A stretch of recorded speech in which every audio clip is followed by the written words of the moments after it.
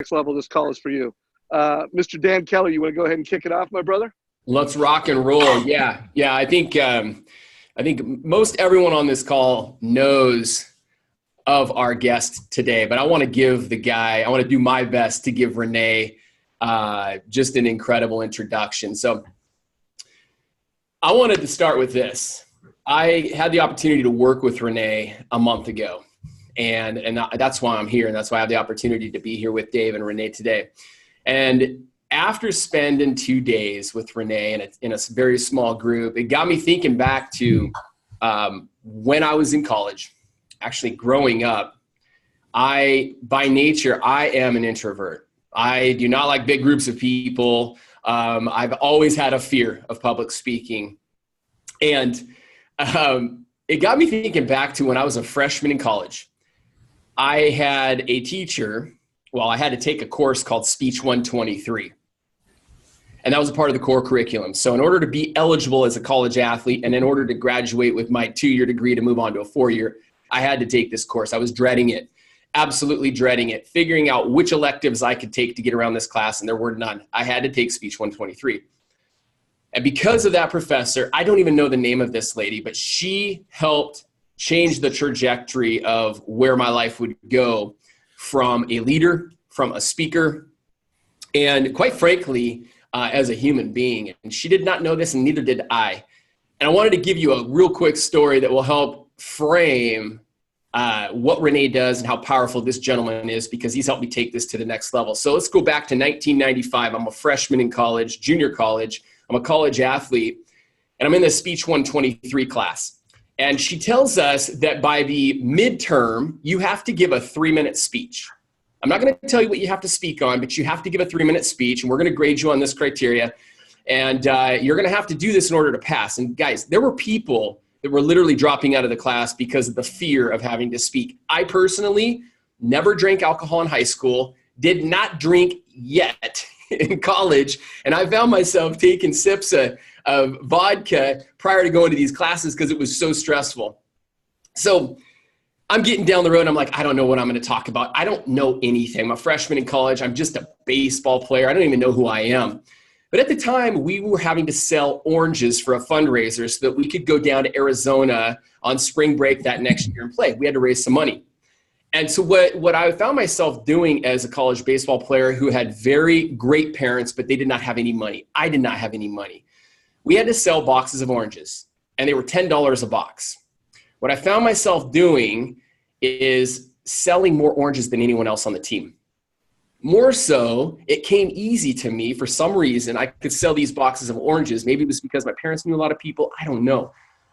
But what I found myself doing, when you're broke and you're poor, you find ways to kind of make a little extra money. I started selling these boxes of oranges for $15. And so don't tell my coach, don't tell anybody, this might be illegal or whatever I did, but I started putting some money back in my pocket, selling them for 15, giving the coach 10, and I made $5 a box of oranges. And you fast forward to the end of the semester, I have some confidence around selling oranges, but I still don't know what I'm going to talk about in this class. Get to about a week out from the midterms, and I don't have a speech set. I literally show up 2 days before and talk to my teacher. I'm like, I don't know what I'm going to talk about. And she goes, you got to figure it out. You got 2 days. I show up the day of the midterm, not knowing what I'm going to do. And I literally got in front of the class, gave my 2.5-minute pitch on oranges, got an A on the speech, and what she told me after that speech and the confidence that she gave me helped kind of change the direction of my thinking in regards to speaking in front of people, in regards to messaging.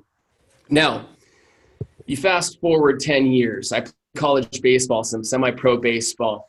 I go on and coach at a high level, at the college level. One thing that I've always been able to notice that the best coaches in college athletics, Division I football, basketball, baseball at the major league level, they're great speakers, they're great influencers, and they know how to persuade people to action. I get into business and I really start learning the importance of that. And the one tough thing about business, certain things like closing skills, sales skills, speaking skills, you can't really go to college to learn these. I stumbled across a guy named Rene Rodriguez a few years back. I followed the guy. I listened to your TED Talks. I listened to you on the Dave Savage mortgage coach interviews. And I'm like, this guy is polished. He is legit. Dave tells me a couple months ago, you need to connect with Rene, go to one of his events. I tried. It was sold out. You pinged me, like a month and a half ago and said, hey, I've got one opening in Minnesota. I'm like, I'm in. And one of the best, I will tell you guys this, one of the best investments I've ever made as a mortgage professional, but as a professional in general. So I hope that wasn't too long of an introduction, but I wanted to really let you guys know where I'm at professionally. I still struggle to speak. It's still hard. I still get the little butterflies in my stomach. Rene got to see me speak at his event. But the greatest thing that I've been able to learn from just trying to learn and following guys like Rene is that there is a formula. There's a formula. Just like there's a formula for selling oranges, mortgages, whatever you might sell, there's a formula for speaking. And so, hey, I want to introduce Rene Rodriguez. I love you, brother. And I can't wait to chat with you today and bring a bunch of value to the Mortgage Coach tribe. Can I just bring you to everywhere I go? I'm just going to have you just say that. That's awesome. Thank you.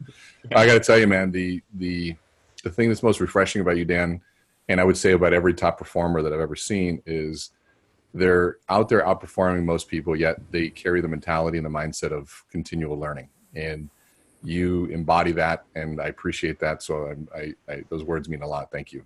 I think today in 2019, Rene, and this is why I attended your event. I need up here in Seattle, I don't care where you're at. As salespeople, we are going through an industry that's changing. I think everyone can agree. And we need every advantage, sales skill, closing skill, persuasion skill, speaking skill. And what I have seen too, and I know maybe you noticed this too, some of the best salespeople have the ability to speak in front of groups and persuade.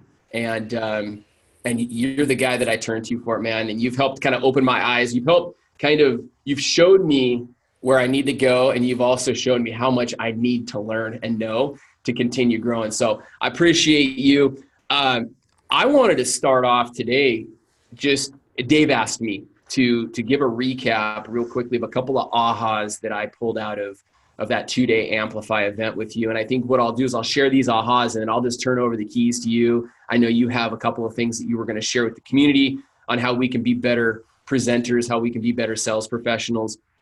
But I love, and I maybe share with the community why you do this, but opening night, and I thought you were just going to cater a nice dinner for us, right? Like, hey, you're paying a lot of money to be here. I'm Rene Rodriguez. I roll out the red carpet for my clients, and I'm going to have a nice dinner for you guys. And we're going to meet at this restaurant. We're going to break bread and share a couple of glasses of wine and then go back to the hotel and get ready for the next day. What I didn't realize is that you had orchestrated a show, if you will, with a hot top chef in Minneapolis. And why don't you, because you can probably explain it better, why did you do that? This was a 7-course dinner? 10, yeah. Or 12. 10-course dinner. And the food was incredible, but the presentation was out of this world. So kind of share what you did opening night, and I might chime in, sure. But the why behind that.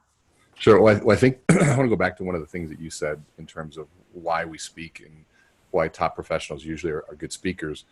And I will also say that most speakers also carry the same anxiety and stress that comes with it.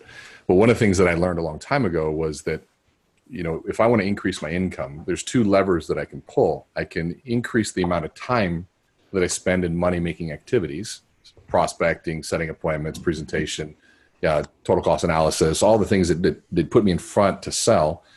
But there's a limit to that. And the limit is time. There's only 24 hours a day. I have to eat, I have to sleep, I have to do certain things. So the other lever is the conversion ratio, which would be the quality. So it's quantity of activity or quality of that activity. And like Jim Rohn used to say, make up in numbers what you lack in skill in the beginning. So just meet a lot of people and fail as often as you can. And for new speakers or people that want to get out there, I'd say the same thing. Speak for free anytime that you can. Go out there and speak, because it's just going to help you. And then there's going to come a time where you reach that quantity, and then you're going to start learning the quality things, storytelling, the sequence of influence, and the science behind it, and framing, messaging, tie downs, and all of that stuff that kind of goes together to get that to happen. But even that, when you're good at meeting with a lot of people, and you're good in a quality space, you're still limited by a one-on-one meeting. And so I was taught a long time ago is that you create leverage by being on stage, and leverage is what increases your price. It speeds sales cycle time because you say less and they do more.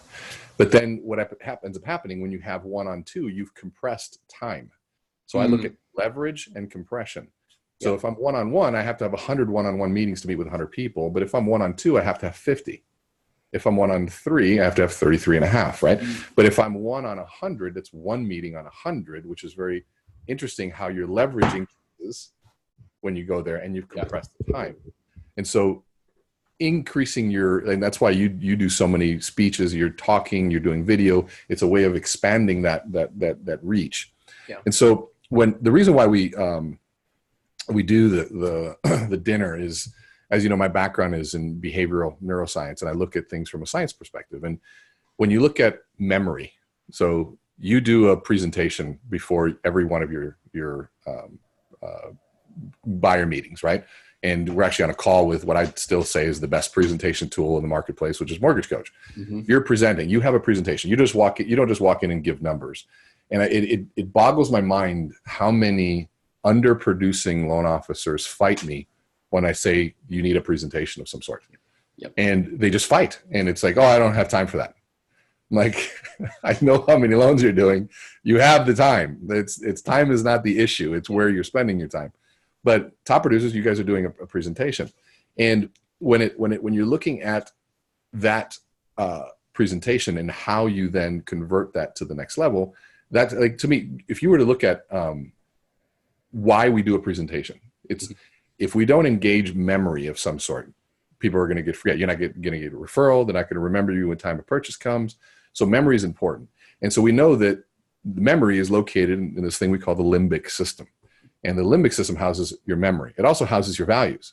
But you know what's also tied directly to your limbic system is your olfactory, which is your nose and our taste buds. So if you smell mom, cookies, you go back to mom's old cookies, or you have that certain smell of maybe an alcohol that you should have drank too much of in high school, and you smell it. I think a lot of people have that problem with Jaeger or tequila, and they smell it. They immediately have flashbacks to that. But it happens with food and everything. So I say, why don't we leverage a food experience with the learning and combine those two pieces? I have a passion for food and a dining experience. Dave actually is still to date is one of the top dining experiences. If you guys ever get a chance to eat with Dave, and if he tells you to eat somewhere, don't ask questions, just go and eat what he says. But if I can combine the learning with a perfect dining experience, it's pretty exciting. And so the rules, if you remember, so people are kind of caught off guard. We come in there, we say, okay, the chef comes out, and we tell people there are some very specific rules. One is the night, and I want to share this because anybody listening to this can also do this. And you're not restricted to coming to my course to do this. Think about a lesson you want to teach somebody, and how do you combine a dining experience where you're breaking bread with someone and teaching a lesson at the same time. So they come out, and the first thing they say is, well, you're not allowed to touch the food when it comes out. And people are kind of looking at me like I'm crazy. I said, well, you're not allowed to touch the food until the chef has given a full explanation of what you're about to eat. And I asked the chef to take his time. It may take him a minute to explain, or 10 minutes to explain one bite of food. And he's been instructed to deliver maximum flavor in minimum quantity of food. Now just think about what that lesson is maximum value in minimum words, right? But maximum flavor and minimum quantity. And what I tell people is about the fourth course is you're going to realize that tonight has nothing to do with food. Tonight has everything to do with what was done prior to eating the food. And that's where people mistake. It's not about the loan. It's not about the interest rate. It's about the strategy prior to getting the message that you're trying to get. And so they explain the food, and I tell people, I said, I hope some of these dishes you hate. I hope that you are scared to death at eating olives or eating some of the things you're having, because I want you to pay attention to how you feel. And if you're a manager, some managers come away, they're saying, wow, I hate olives, but the way it was presented for me made me want to try it. And then we ask the question, so what did that mean to your business? And at dinner, they're saying, well, you know what? Gosh, my salespeople look at making phone calls the way I look at olives. They hate it. But maybe I need to be a better manager to be able to make it that much more interesting to get my salespeople to want to do it. So good. God, it's so good. Keep going. So thanks. So it's looking at that process, but a lot of it too is just about being very, very present in what's going on. Where we tell the story of a chicken, right? You get a piece of chicken, and that chicken's going to go on a journey. And sometimes that chicken ends up at KFC in a dollar menu item, as a dollar menu item.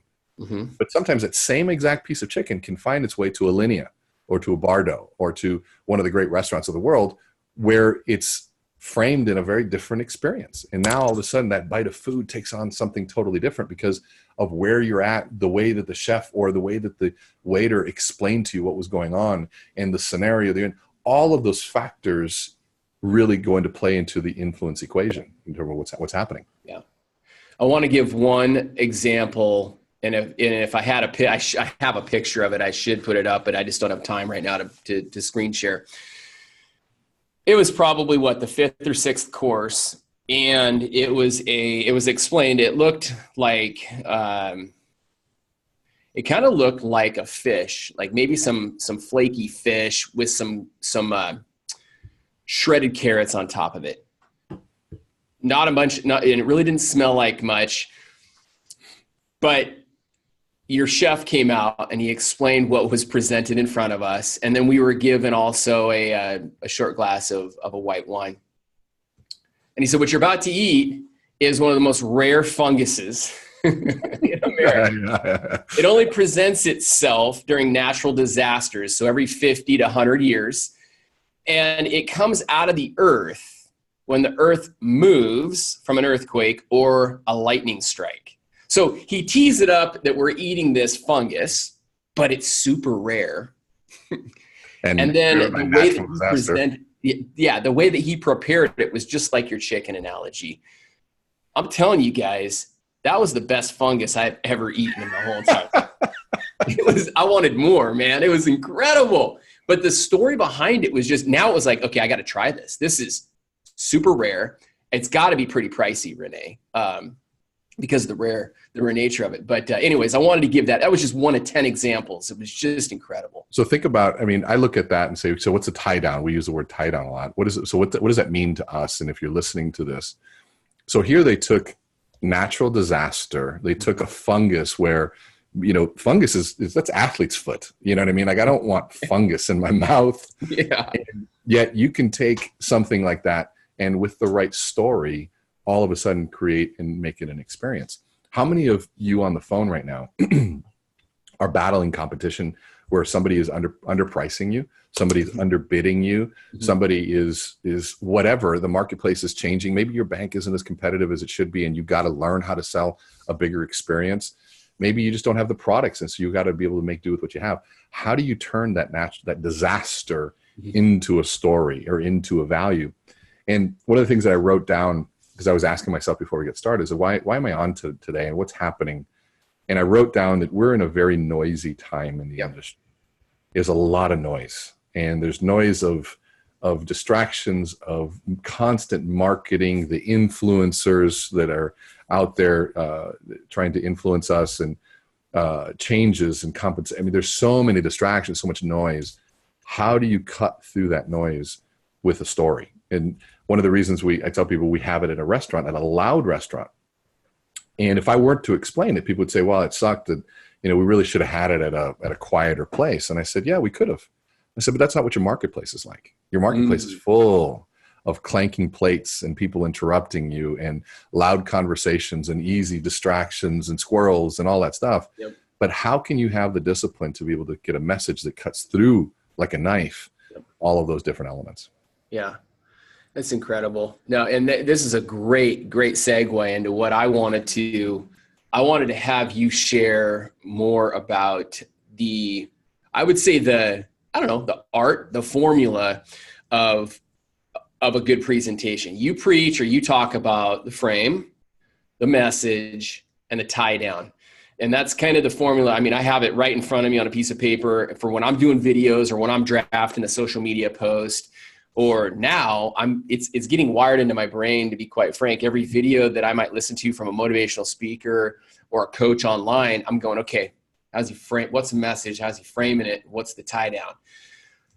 Do me a favor, explain that, because this is so powerful, you guys. If you're selling anything, if you're a parent, if you're a branch manager, if you're right out of high school and you're looking for a job, it does not matter. You're going to need this formula. And if you get good at it, I'm going to go out on a limb and say this, that you can really have anything you want in business and in life if you learn and master this. So one, explain what those three elements are. And then why don't you and I come full circle at the end and maybe use, hey, I'd really like to use you, Rene, but you're 0.25% higher than Chase Bank or whatever bank, okay? Let's work on maybe some messaging so our audience can walk away with, okay, I can see how to apply this into my business. Yeah, so, good idea. It's something real. Let's take it real. Yeah. So let me go up to a higher level for a minute to think about this. If you're listening to this, all of you are in sales, and in sales has a process. Dependent events that need to happen. That's your sales process. If you're in forestry and you want to make paper, you got to cut a tree down. That's dependent. You have to do that. You can't negotiate it. And so I look at, where does presentation enter and this framing message tie down into my sales process? Because your sales process is your job description. You prospect, you set appointments, you have a presentation of value, you close, aftercare, and you get referrals. Those are the 6 things that have to happen. And so if we were to look at presentation, well, one, because I can't speak enough to the value of step 3 in presentation. That's where Mortgage Coach comes out. That's where you should be opening Mortgage Coach. You prospect, you set an appointment, you show up, you have a presentation tool, right? So now that's the tool.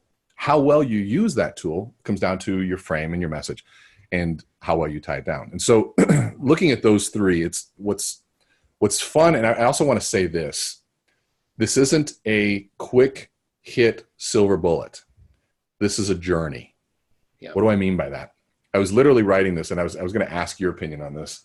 I started writing this saying, so maybe it was a blog post, and I got to flesh it out more, but I started off with, what world have I found myself in, where the only things that get attention, likes, and follows are like quick, fast food, simple sugar type things.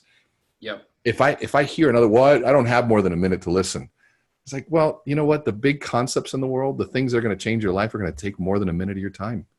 You can't just have that quick bite, the fast food of information, and expect it to be something that changes your life. Yep. But yet we're just designed, in social media and Instagram and everything is designed to just give us quick hits.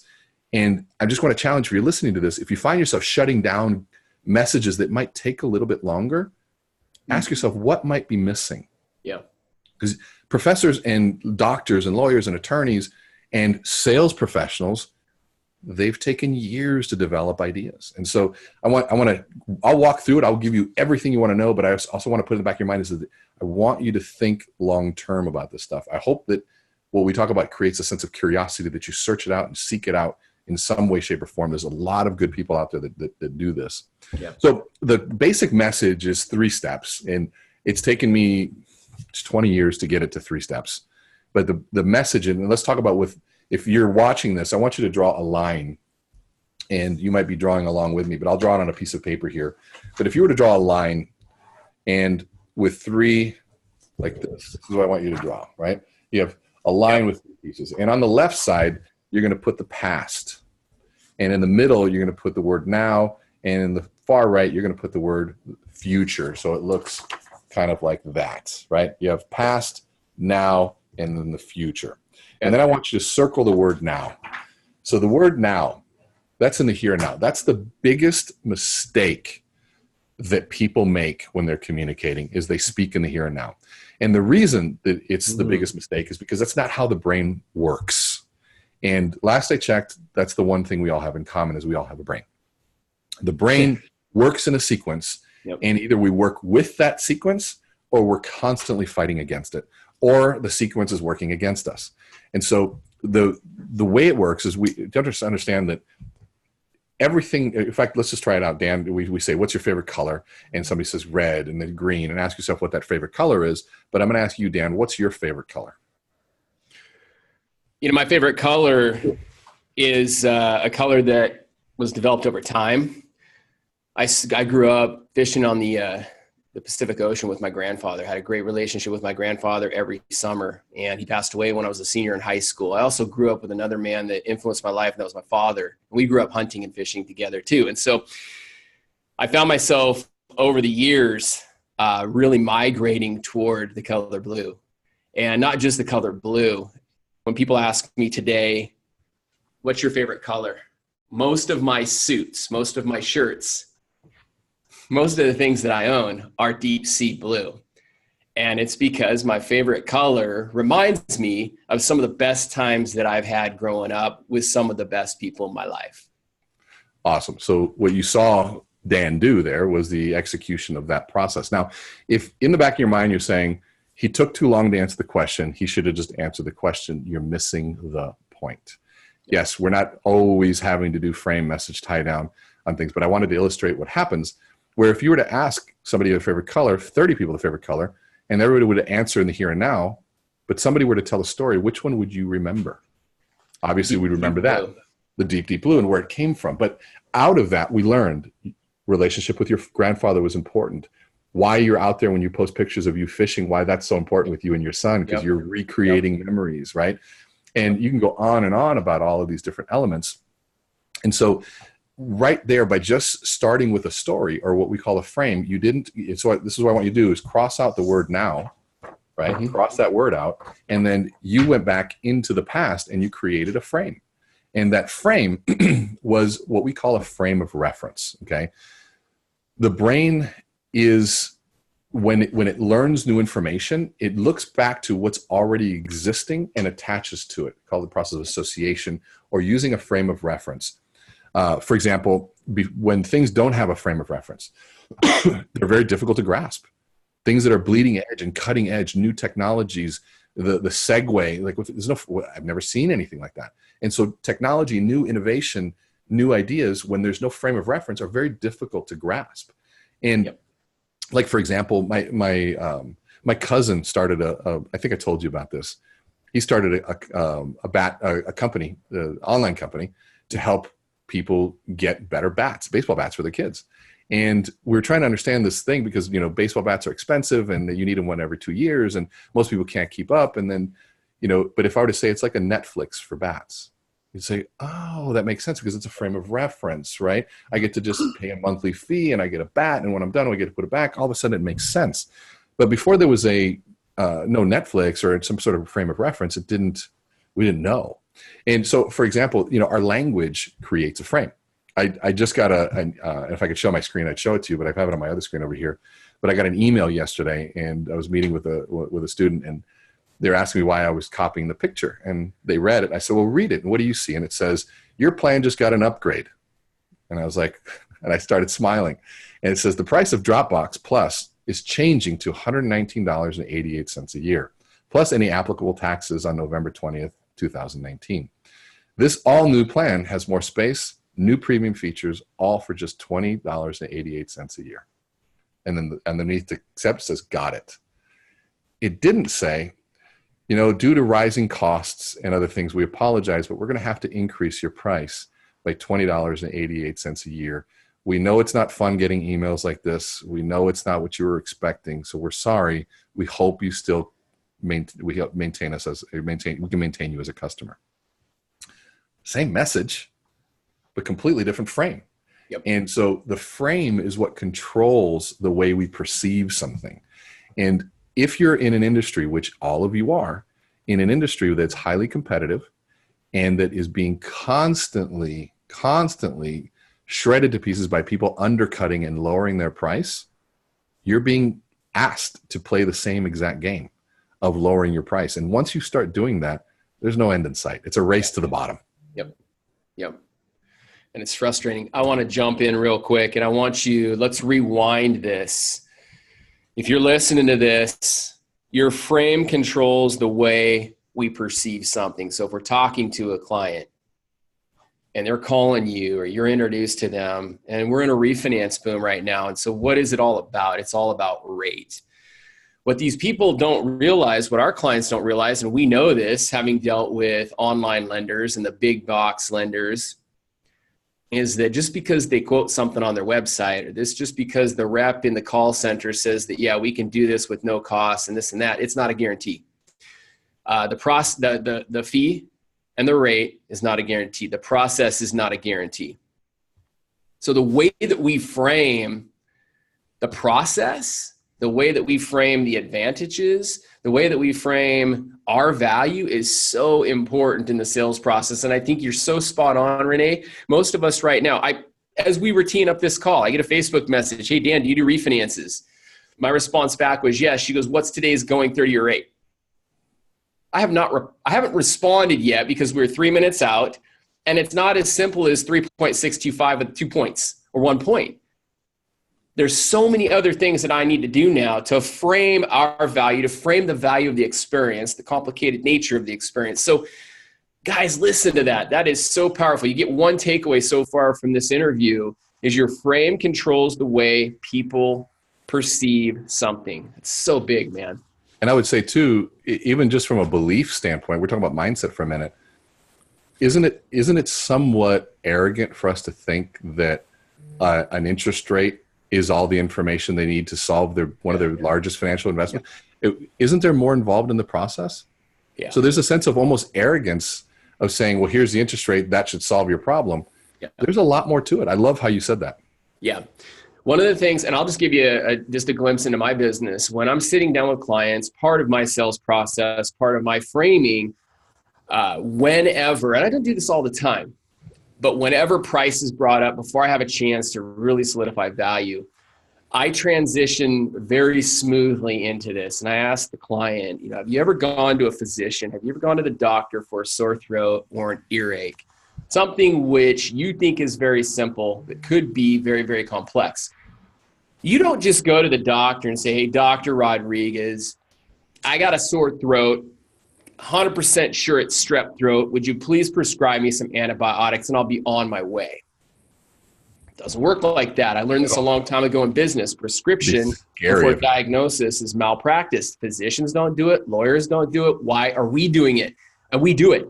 We do it with rates. And so the nurse will come in and she'll take your vitals. She'll ask you how you're feeling. How long have you been feeling this way? She'll do a health history exam, right? Then the physician will come in an hour later, most of the time, and he'll review their notes. And then he'll ask you the same series of questions. And then they'll look down your throat and in your nose and in your ears, all of that stuff. Maybe take a blood sample. They do all of this stuff before he then goes, yep, you have strep throat. And here's the prescription. So I think it's spot on, man. And that's just kind of an example that I use. I share that and then I give it to our clients. I could prescribe you a 5% down loan program with borrower pay down. Here's your rate. Here are your closing costs, but I need to look at your financial history. I need to look at your short-term, your long-term goals. I need to do this, this, this, and this. Then I can give you a prescription. It's interesting. Literally this month, and this is something that people can use, I saw a $130 increase in my monthly payment in my mortgage. And I was like, okay, what's this all about? So I called the servicing, the bank, and I said, what's happening? I said, well, the company that did your loan didn't what was the word? They didn't create enough cushion for taxes, increases, changes, and things like that. And I was like, oh, that's odd. It's interesting. So I called and I found out, and they said, well, it was to lower your, so now the intention of the bank was actually really good. It was to lower your cost in the beginning. But nobody told me that maybe later on in the future, the price would go up. Because they said either pay for it now or pay for it later. But what a great thing to say, you know what? Somebody says, what are your interest rates? I said, it can be anything you want. So we all have access to basically the same interest rates and the same banks. I said, but what I'm more concerned about is, let's say I get you to the right low interest rate, but something changes in the future and your payment goes up, which has happened to me last month. So let's talk about what your bigger picture is, so we make sure that you have a long-term plan, et cetera, et cetera. I love how you respond to that. I love that. Okay, we have a question from Dennis, and I need more clarification, so I'm going to give you a chance, Dennis, to respond. So what he said, how are you going to frame? So the timing that he asked that was because you had somebody asking for a refinance. I think that'd be great to hear from you, Dan, is somebody calls you immediately, and maybe if you want, maybe we can role play, and I'll be calling you and saying, hey, I'm looking to potentially refinance, Dan, what are interest rates right now? Yeah. So I'll get back to this gal, and most likely I'm not going to do it on Facebook Messenger. I'm going to say, hey, Amber, do me a favor. What's your best number? I need 5 minutes to connect with you today. When's a good time?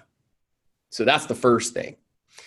I'm going to get her on the phone. The second thing I'm going to do when I get Amber on the phone is I'm going to learn. I want to learn, do they own other homes? Is this their primary? What are you trying to do? How long you been in the mortgage? Okay. I'm going to connect. Let's play it out, because I'm going to put the devil's advocate on it. So great. So you go through that process, and let's say she goes, well, yeah, no, we can meet at some point, but I'm just kind of doing a check here, and I want to see what your interest rate is and compare it to somebody else. Okay. Amber, yeah, a lot of people do that. In fact, most of my clients right now, I'm getting a lot of phone calls today with people asking just what are our rates. One of the things that I'm telling every single one of our clients is that, rates right now, it's a moving target. Anytime you see the market drop like it has, and then trade like it's trading every single day. Amber, are you aware of how volatile the market is right now? Kind of, not really. Yeah. So are you familiar with the Fed? Not really, no. Okay. The Fed chairman came out about a month ago, and he presented some news to both investors and to the public in regards to the state of the economy and what the Fed is going to do. The Fed monitors the flow of money in the United States. And they mentioned that previously they had Fed rate increases, and they may have done that prematurely. So we're looking at a Fed rate drop in the next 30 to 60 days. This was about a month ago. If you read between the lines on that, that means that they're going to be lowering the Fed funds rate. It just might not be right now, but it will be in the future. So there's a lot of things that are getting baked into the market. There are a lot of things that could happen over the next 30 to 60 days, which makes the market super volatile. Now, the other thing I want you to understand too is the Fed funds rate is not directly tied to mortgage rates. Are you aware of that, Amber? No. Okay. No. And most of my clients aren't. In fact, most loan officers aren't, Amber. So it's something that the Fed funds rate monitors the movement of like credit card interest rates, HELOC rates, but not directly tied to mortgage rates. However, the mortgage market, mortgage-backed securities, the Treasury are indirectly tied to the movement of that money. So one of the things that I want to do, Amber, one, I want to understand more about timing. Two, I could quote you something today. I could say that I could get you a rate term refinance with no points, pay your closing costs at 3.875 today, Amber, and tomorrow that rate could be gone. Could also be better. And so the way that I work in my office, Amber, is that I want to gather about 4 more pieces of information from you and your husband. I want to have you apply. Because if I'm going to spend time on this and I'm going to tell you that I can get you something in the event that I need to lock your interest rate because of market volatility, I need to be able to do that. And right now I cannot by just having this conversation. So pause. What I try to do, Rene, is I'll try to now give them a ballpark. Okay. So Amber, if you were to look at a rate term refinance today, you're probably looking at anywhere between 3.625 and 3.875, depending on how we structure your loan, points. Do you want to bring money to closing? Do you want to roll in those closing costs? And then I need to have a separate conversation with you. Is it just a rate term, or are you trying to pay off debt, pull some money out? Because if you do that, interest rates are slightly higher. So I'd love to gather some information from you first, and then get you some really good information that we could actually take to the bank if we needed to. So like, I love and I hope what you're hearing there is that you have to be a student of your craft. Like, I could not spit out everything you talked about with Fed funds rate. I would be out of my lane. What I would add to that is to say, after you talk about some of your expertise, is to finish it with the tie down. That's the far right side of the future, is to say, so Amber, what that means to you is I want to ensure that my promises are kept to you. I want to ensure that whatever rate we get you into, you don't fall into what happened to me, where your payment goes up unexpectedly a year from now when you weren't ready for that. And unfortunately, the way the market's structured right now, people that are quoting fast rates, that tends to happen to a lot of people. I love how you drove to an action. And there's a couple pieces there I think I want to point out too, where what you were telling them is, I want to be ready to pull the trigger. The rates could go up, they could go down. But if without an application, I'm handcuffed. I can't lock the loan, so we might miss something. You're creating scarcity. You're increasing norepinephrine and dopamine by making a sense of urgency happen. That's sort of the next level of influence when you start looking at your language and how it affects neurotransmitters. When you create an increase in dopamine and norepinephrine together, it creates tension and urgency. And when you start saying interest rate, you gave me reason and frame, and you said that means that interest rates may go up and down, but without an application, my hands are tied. So let's get together so I can be an they're in the marketplace. And you and I strategize with your husband, and we say, this is the time that we strike to make a bigger financial picture. Now, all of a sudden, you're so different. But what I love what you did, too, is you gave them a range. So you satiated that initial need for them to hear something, right? Mm-hmm. And then you also gave them the reality that that may change by tomorrow, so it creates urgency. So the next question I would always ask, too, is saying, so the sooner you get in here, the sooner we can start taking advantage of this. How soon can you meet? And if they're not sure they're going to do it, my favorite other question is most people say, what days of the week are good for you? One of the worst questions you could ever ask, because people are programmed to say none. People are programmed to say that they're so busy. Yep. So there's a neural pathway for a response of resistance. So if you change the language, you change the neural pathway. And so what I say is, what days of the week are bad for you? Now, when you force a new neural pathway, you're more likely to get the truth. Well, bad for me? Well, Tuesdays and Thursdays. And in their head, they're going, shoot, I just gave them 3 days that worked, right? So by changing the language, but notice what Dan did is the client was doing what we call claiming the frame. The client was trying to claim the frame of the conversation around interest rate. Mm-hmm. And Dan didn't allow that to happen. He reclaimed the frame by saying, giving a bigger picture of the market, what's going on, showing that you don't just go in to a doctor and say, doctor, I think I've got a cough. This is the medicine that I need. The doctor would say, well, that's great. I'm glad that you've been watching commercials, but we're going to have to do a few tests to make sure that it's there, because if we mix the wrong things, we could actually have something very serious. Yeah. And there's laws in place to prevent me from doing that. Yeah. So financial services, they have to do that because they have fiduciary duty. I mean, like, financial services are the most highly regulated industry behind nuclear. So, I mean, we think we have regulation in mortgage. No, there's not.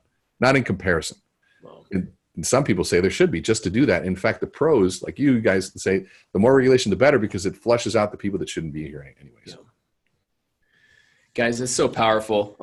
This is why, I mean, just a short plug for Rene. This is why I went to Amplify. I mean, I'm doing okay right now in the mortgage industry. I understand I have a long way to go to improving to get to where I want to go.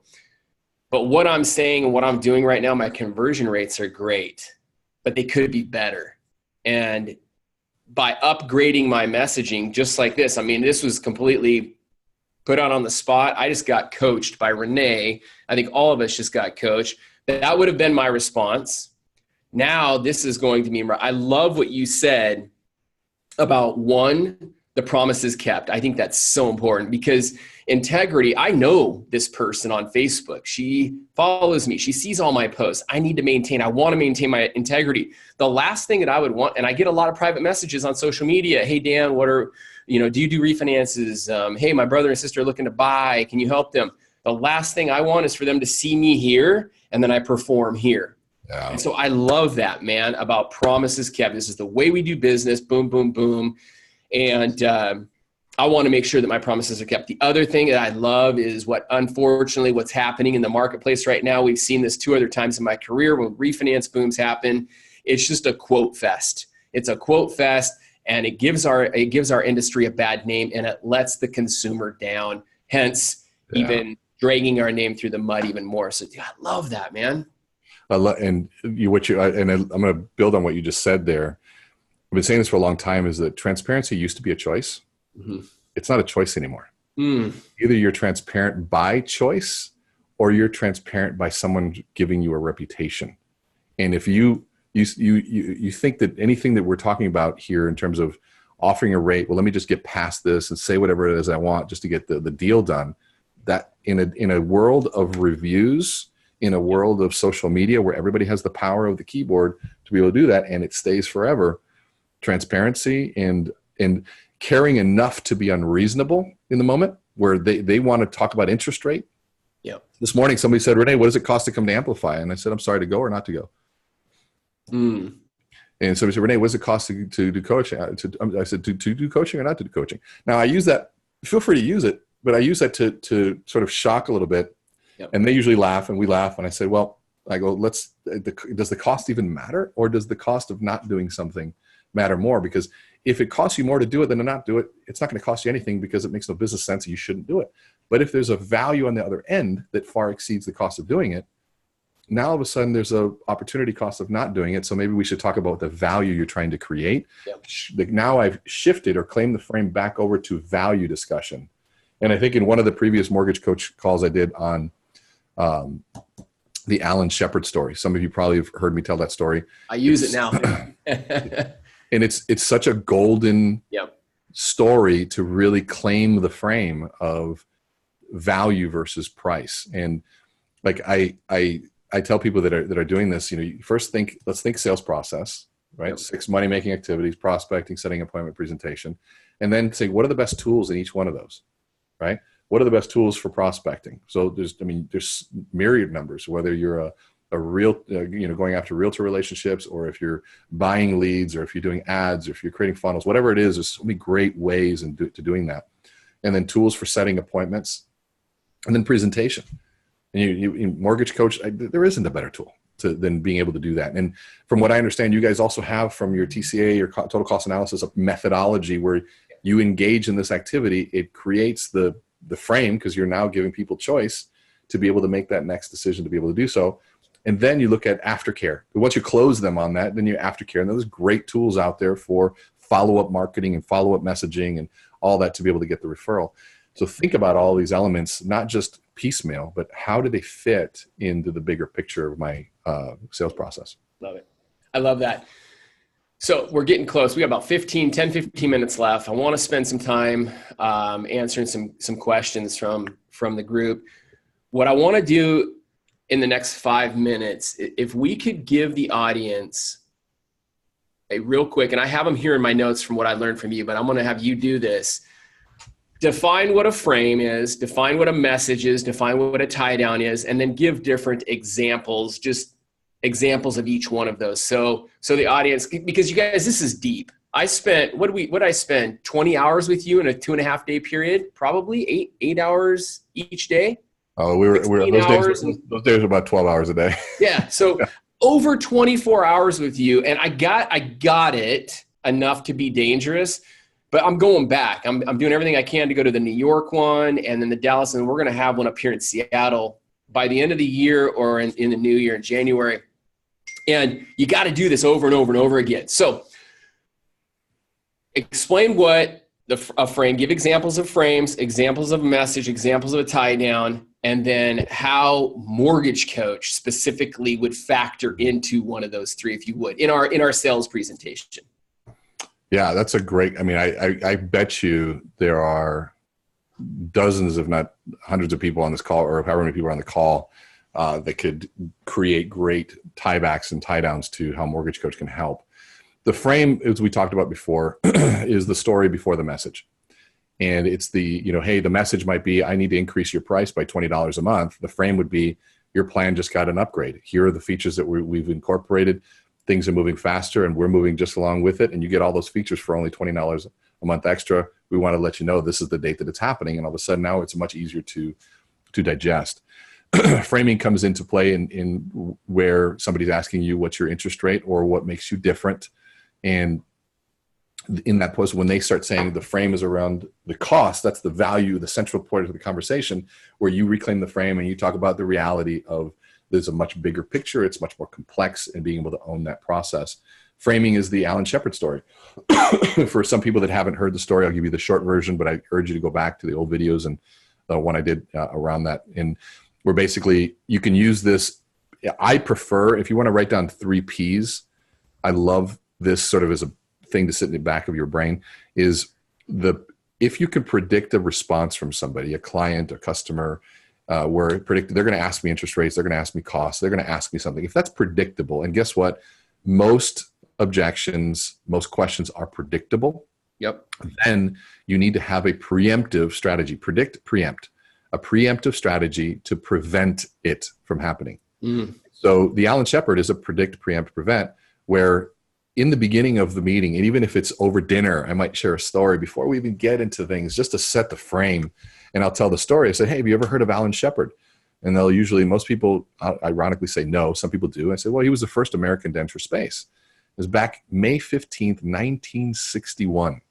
He's sitting atop the Redstone rocket on the Freedom 7 mission. That's important to know your history here. And what's fascinating about this, imagine in 1961, you're sitting in this big hunk of metal. No frame of reference. No one else has gone out there before. He's the first. Imagine the fear going through this guy's brain. And the world is watching him. A reporter got a chance to ask him. Says, Mr. Shepard, you're about to be launched off into space. And the world is watching. What is going through your mind? We all want to know.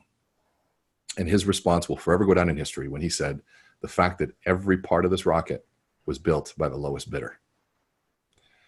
And so now, most of the time when I share that story, people laugh, or they usually kind of have this like, whoa moment of holy crap, that's really powerful. And that's really real, though. Yeah. And so then the tie down is what I say next.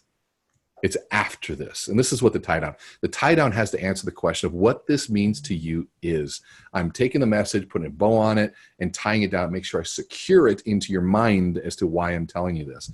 The frame creates this emotion of, wow, that was powerful. The tie down funnels the emotion like a laser to a specific behavior or an idea that I want you to grab onto. And if I want them to grab onto the idea that the mortgage process or the purchasing process is very similar to being on that Redstone rocket. So what I'll follow up with is I share that story with you because that's the entry level, the entry ramp to the tie down is I share that with you because, or what that means to you is, or the reason I share that is. So I say the reason I share that story is because what I have found in the purchasing process of anything, whether it's buying a car or getting a home or getting an interest rate, is that we get caught up in the battle between two moments in time. And that first moment is the moment of purchase. And that moment of purchase, our mindset is around getting a deal, following a budget, getting discounts, saving money, getting as cheap as we can. While that's good, if we don't take into consideration, there's going to be a time of performance where you want that thing that you're investing in to perform, where you're going to be sitting atop your own Redstone rocket at some point where you're having family over and you didn't get the big enough house and you tried to skim a corner over here and you just didn't do the right thing. Where that time of performance, where it didn't do what you asked, and you didn't just miss pennies, you lost the entire investment. Yeah. Because if you spend a little bit more than you were expecting, you're talking about pennies. But if you didn't spend enough and the product or service or whatever we're doing didn't give you everything you wanted, you've lost everything. Mm. And so in that time of performance where you're sitting atop the Redstone rocket, you're not thinking about who did you save money on that sheet metal. You're thinking about, will this get me back home? Yeah. Will I be able to see my family again? Mm. Will I survive? Will the memories be what they are? And so in that moment of that time of performance, and so then you can continue, and this is recorded, so I'll just continue. This is all part of a script, is, I made a decision a long time ago when I got into this business. There's a lot of opportunity to be part of mortgage companies that offer interest rates and get by rates. And they go by a volume basis. The more people I talk to, they get paid less, but they also just close a lot more deals, but they don't take a look at the bigger picture or the time of performance. Well, in today's society, we don't have a chance, or we don't have the luxury of choosing to be transparent. Everything is transparent now. And to me, I want to sleep better at night. You and I are friends on Facebook. And if I don't do the right thing by you, you're going to see my face every day. And you're going to be reminded of that fact that I didn't deliver in your time of performance. And I made a decision a long time ago, this is Zig Ziglar, that it was much easier to apologize one time for maybe a little bit higher interest rate than to have to explain that one time than to have to apologize for not delivering for you on your time of performance. So all of that together is sort of frame, message, tie down, frame, message, tie down, frame, message, all of it kind of coming together. But here's the thing that people miss. You can study and rewind what I said 1,000 times. You can put it to memory. But if you don't personally believe that value is more important than price, you're not going to have the ethos and the pathos to deliver it authentically. You have to come to grips personally, internally. The price objection needs to be overcome internally before it can become externally. And I think that's a huge problem. I think that's a big problem in the mortgage industry, in sales, is you don't authentically, genuinely see that in the sales professional, regardless of what you're selling. You got to believe that. And whether it's your company, whether it's your value, whether it's your team's value, you have to believe that, because it's going to start with you first. I got to say, man, that the last 5 minutes, if that doesn't make you an extra $100,000 a year as a loan rep, you're crazy, man. You're not getting in front. You're not prospecting. Okay. This is going to up your closing percentage. So any closing remarks, man? Cause I want to talk about Amplify. I know you're a very, very humble guy. All of your events are super private. You could pack hotel rooms and you could pack stadiums. I'm sure, man. You do private. What are they? About 10 people? 10 people. A dozen people max. And I think it's just because you had your 15-year-old son there, which was incredible. But I'm going to take a couple minutes and plug you, but you have any closing remarks before I do that? I would say I appreciate those words. The struggle is, to do the big events and maybe someday I'll get there, but I want to do it in the right way. To me, the transformations that I'm able to see in a small group, I don't believe the transformation happens quickly and when I say quickly, relatively, I mean, 2 days is relatively quick, but I don't believe it happens through a quote or a snippet of a minute video or a minute or less video, or being on stage and being in a room full of thousands of people. It's very rare that you see a transformation. Now, some people that already are ready to transform, they hear an idea and they run with that. That's phenomenal. Yeah. Most people aren't designed that way. And so I do struggle with that, but I do enjoy the intimate, highly impactful group of people that are really willing to go through some of the most difficult questions. I mean, I was so impressed with what you did, man. Well, I'll tell you what, I spent, like I said, 2.5 days with you, over 24, 25 hours. And I felt like I was with you, man. I've gone to, and I've paid that kind of money before to go to events where there's 300, 400 people.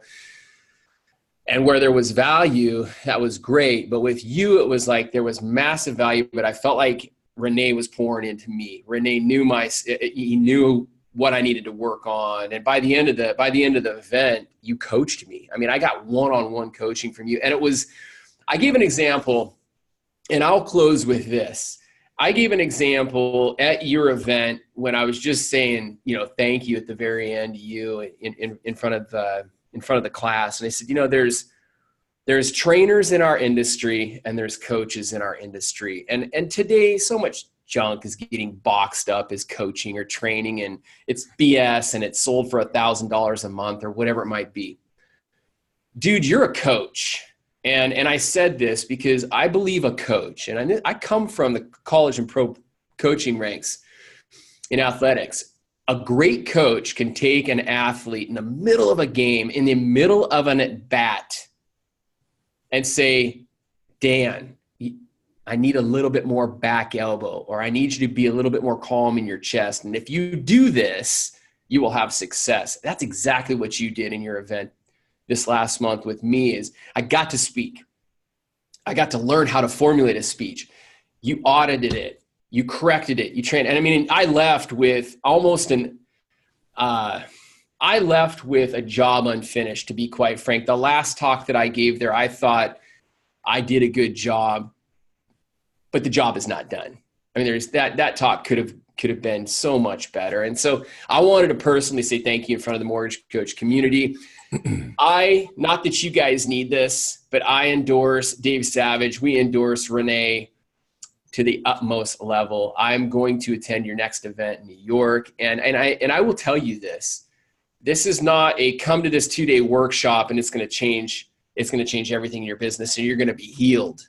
It's something that you got to continue to invest in. And I'm super excited now that I'm connected with you. I love you, brother. And I appreciate everything that you've done for me and you're going to continue to do for me. And more so, man, the mortgage coach community, you guys have been blessed today. Take it, rewind this, learn from it. If you're interested in going to one of Rene's events, it will change your life. I promise you. Whether you're in mortgage, I'm also a high school baseball coach. And one of my motives for attending your event was, how do I get through to these 16, 17, 18-year-old young men and change their lives forever? And if you're interested in learning more about this, I want you to go to, correct me, it's crenespeak.com. And up on the top, you're going to see Amplify. I want you to click on that. You're going to find more information about your next event, which I believe is in New York. Yep. And you still have seats available for that one? We had a couple people sign up this morning. I think we do have a few. Okay. I know that Dave and I and you and I are talking about doing one specifically, not just around life storytelling and business, but like how do we take the mortgage coach tool and apply those tools to that. I think that'd be pretty powerful. But reach out. We'll find a spot for somebody. Okay. All right, Rene, thank you so much. Mortgage Coach community. Let's go get it done today. I really appreciate y'all. Every Tuesday with Dave Savage and the crew here at 9 a.m. Pacific. Rene, I love you, brother. Thank you. Love you too, man. Thank you. All right. Take care.